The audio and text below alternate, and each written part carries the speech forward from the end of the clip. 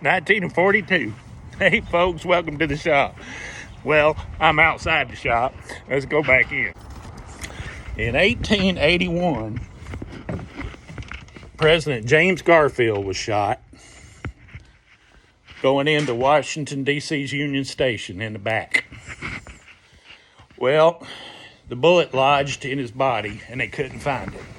They took him to the hospital, and he had a doctor. The doctor's name was Bliss, Dr. Bliss, and Dr. Bliss believed that bullet had to come out no matter what. So he just kept digging around down in there, and he just, almost dang near killed him, digging around looking for that bullet and never could find it. So it just happened that there was a fellow visiting town by the name of Alexander Graham Bell. Now, you know him if you studied your history because he invented the telephone about 7 years before that.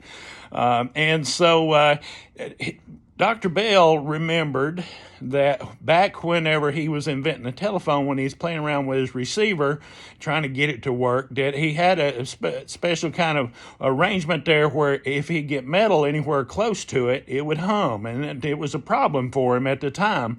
But he remembered that, and he thought, wonder if I can just go and make that, duplicate that and strengthen it a little bit and see if I can find that bullet. So he did. He got to work, and he had a helper, and him and his helper got on it and got working on it. And they come up with an invention that they thought might work, and they went out and they shot a couple of cows just to check it out. And I hope they used the beef. They probably did.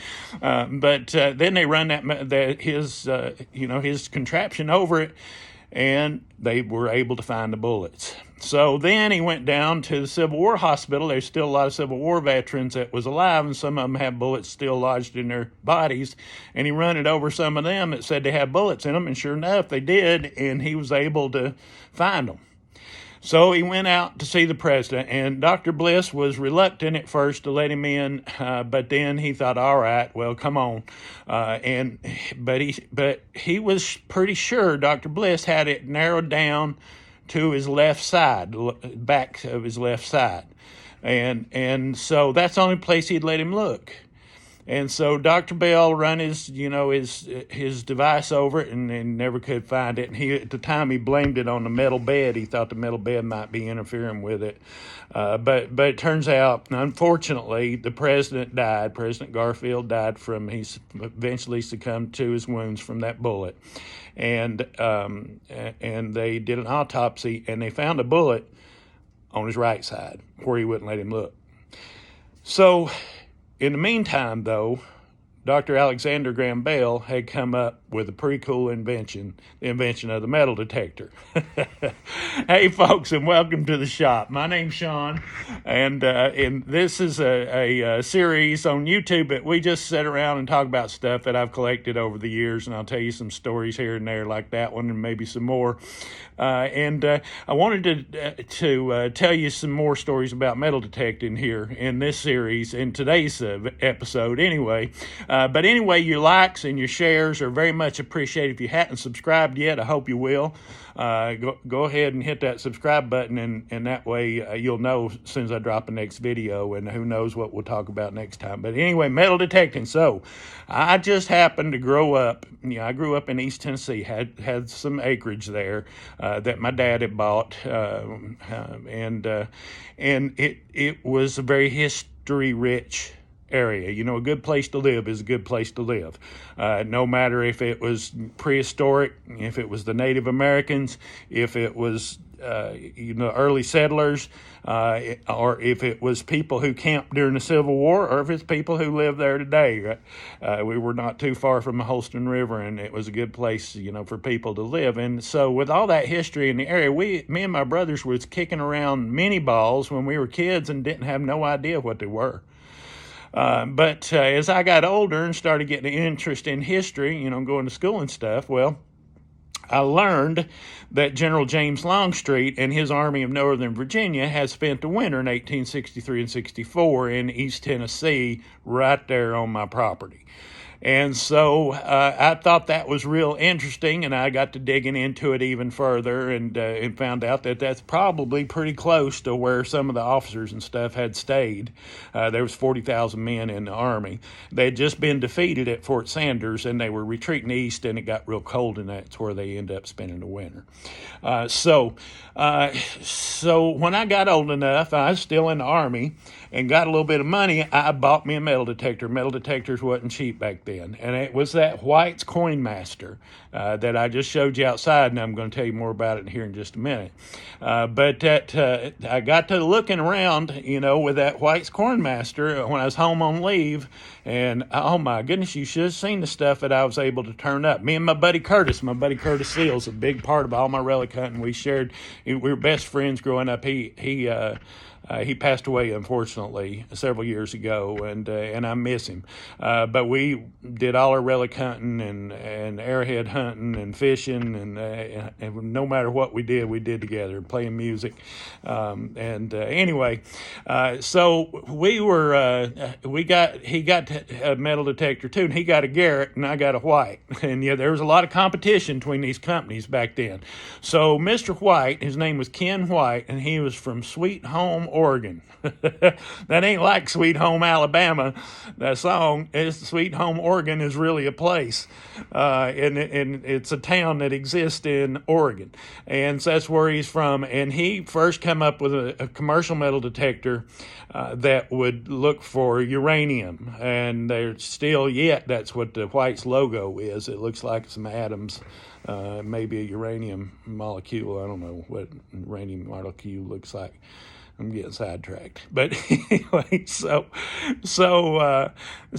White came up with one after that that was pretty commercially successful for hunting in ghost towns out west, which is where he's from. So you expect that. And then in 1976 or so, he came out with this White's Coinmaster, and then it perfected it a couple of years later, and that's kind of when I got in on the scene. Actually, it was mid-'80s before I started getting into metal detecting. But I loved my White's Coinmaster. And if you talk to a lot of old guys like me who have metal detected back in the day, you will hear from them that they liked that Coinmaster too, that White's Coinmaster. It was a very popular unit at the time. It brings back a lot of nostalgia. And I've kept mine over the years, and it still works, as you can see. But there were two good things about these White's metal detectors, and this is not anything new if you're metal detecting this day to you, but this was innovative at the time, and one of them was this GEB. That stands for Ground Elimination Balance, and what that does is it compensates for the metal in the soil.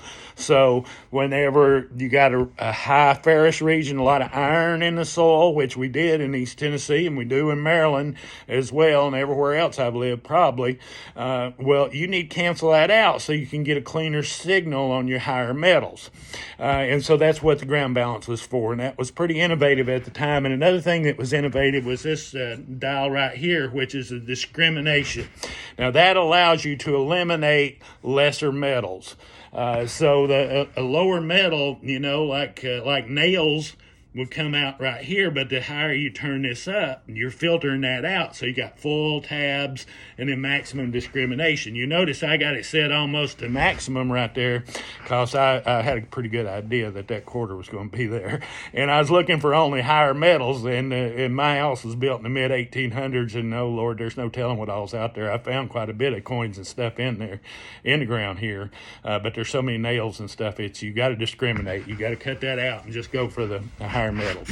But anyway, I'm going on to tell you about the story. So me and Curtis got out there, and we got to using our metal detectors, and oh, there's that logo I was telling you about. And here's some of the stuff we found. So this is just an idea of some of the stuff he found. This is probably the most valuable. It's a rectangular Confederate States of America belt plate. That's a replica.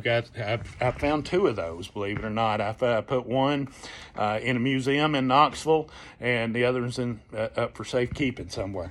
And so this is a officer sword belt plate, and it's got both parts to it there. That's the hard to find them all together. A U.S. Cartridge box plate. That's a carbine buckle, and look at these buttons. So that's a Confederate script I.